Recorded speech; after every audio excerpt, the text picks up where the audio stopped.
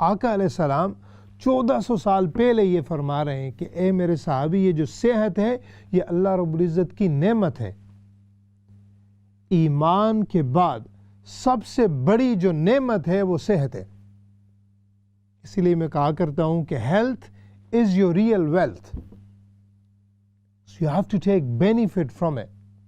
Prophet ﷺ said, before you become ill, before you become sick, when the sickness reaches, take benefit from your health. Do good deeds, help others.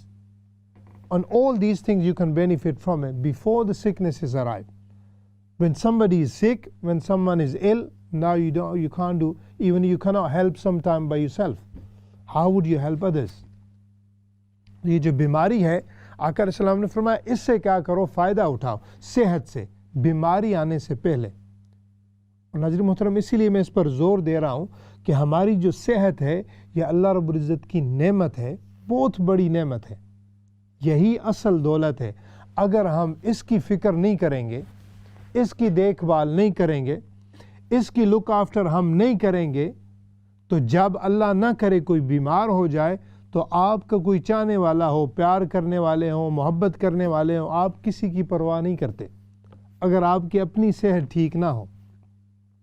تو اسی لیے ایک حدیث میں آقا علیہ السلام نے فرمایا کہ جو صحت مند مسلمان ہے اللہ تعالیٰ کو وہ زیادہ پسند ہے بجائے اس کے کہ دوسرا جو ہے دوسری طرف بیمار مسلمان ہے.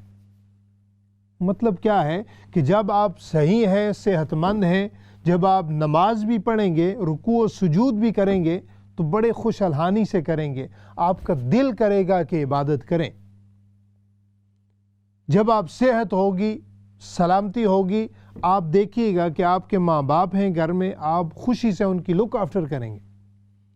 غربا آ گئے کوئی، ان کے لیے آپ جو ہے دل کھول کر، دل میں یعنی سوڑ اور چبھن یا اس طرح کی پریشانی پیدا نہیں ہوگی، چونکہ آپ کی جو صحت ہے وہ سلامت ہے.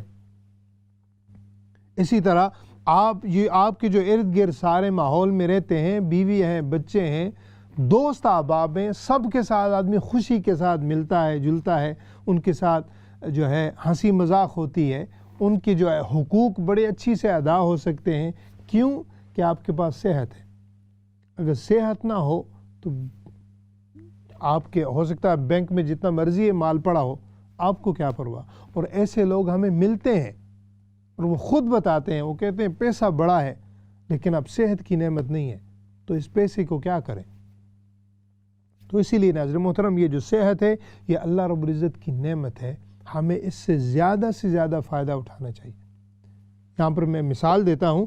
مثال ہے کہ یعنی کووڈ سے پہلے یا اب جو ہم چیزوں میں سے گزر رہے ہیں، اب اللہ نہ کرے، یعنی اگر اللہ تعالیٰ نے آپ کو ابھی سوچ دے دیے، پہلے اگر کچھ بری عادات تھیں، کچھ احباب ہوتے ہیں ہو سکتا ہے سگریٹ پیتے ہوں، کچھ احباب ہوتے ہیں ہو سکتا ہے غلط کھانا کھاتے ہوں، ہو سکتا ہے آپ صحیح سمجھ رہے ہوں لیکن وہ فزی ڈرنکس اور یہ یعنی ٹیک ویز چل رہے ہیں، اور یہ یعنی تلی ہوئی چیزیں اور اس قسم کی، یعنی وہ ایک دوسرا موضوع ہے، میں اس طرف نہیں جانا چاہتا.